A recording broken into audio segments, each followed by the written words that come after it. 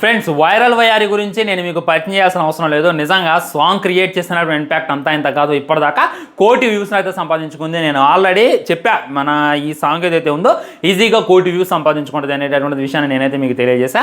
కానీ చాలామంది కింద కామెడీరా బాబు, యూట్యూబ్లో 1,000,000 వ్యూస్ అంటే అంత ఈజీగా ఉందని చెప్పి నాకైతే కామెంట్ ఇచ్చారు, నాకైతే ఛాలెంజ్ చేశారు. కట్ చేస్తే సాంగ్ రిలీజ్ చేసినటువంటి ఎగ్జాక్ట్లీ 3 or 4 డేస్లో 1,000,000 వ్యూస్ని అయితే సంపాదించి చూపించింది అనమాట. దానికి గల కారణం ఏంటి అనేటటువంటిది మీ అందరికీ తెలుసు. మొట్టమొదట మన డిఎస్పీ గారు ఇచ్చినటువంటి బ్యాక్గ్రౌండ్ మ్యూజిక్, ఆ తర్వాత హీరో హీరోయిన్ వేసినటువంటి స్టెప్స్, ఆ లిరిక్స్ అందరినీ కూడా కట్టిపడేసింది అనమాట.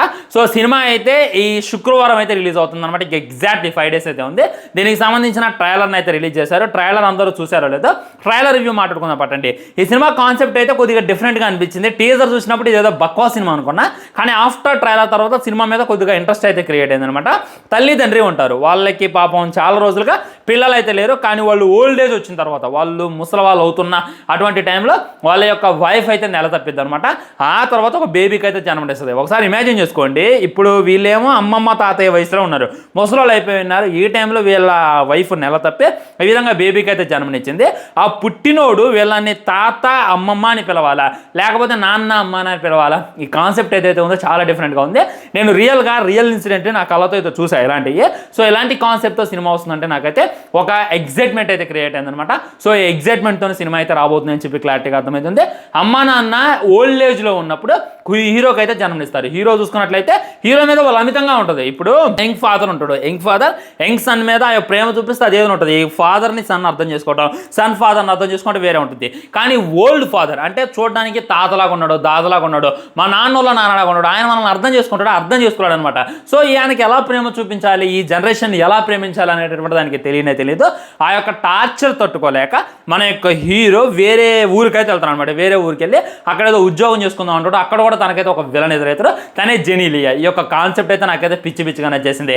తన యొక్క కాలేజ్ లైఫ్లో ఏ విధంగా ఉంటుంది అనేటటువంటిది, స్త్రీలతో లవ్ ట్రాక్ ఎలా ఉంటుంది అనేటటువంటిది మనకు చూపించేటటువంటి ప్రయత్నం చేస్తున్నారని చెప్పి క్లారిటీగా అర్థమైంది.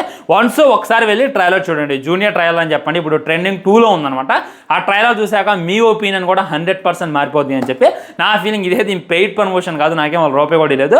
ఎందుకంటే ట్రైలర్ అప్పుడు టీజర్ రిలీజ్ చేసినప్పుడు కనీసం వారంలో 1,00,000 వ్యూస్ కూడా నోచుకోలేదు. అదే ట్రైలర్ రిలీజ్ అయిన తర్వాత ఆల్మోస్ట్ 3.3 million అంటే 33 lakhs వ్యూస్ అయితే సంపాదించుకుందంటే ఇంకా అర్థం చేసుకోవచ్చు ట్రైలర్ ఎలాంటి ఇంపాక్ట్ గురి చేసింది అనేటటువంటిది. మధ్యలో డిఎస్పీ గారు ఇచ్చేటటువంటి ఎమోషనల్ మ్యూజిక్ అయినా అండ్ అక్కడక్కడ ప్రొడక్షన్ వాల్యూస్ అయినా బడ్జెట్లో అయితే వీళ్ళు ఏమాత్రం కూడా కాంప్రమైజ్ కాలేదు.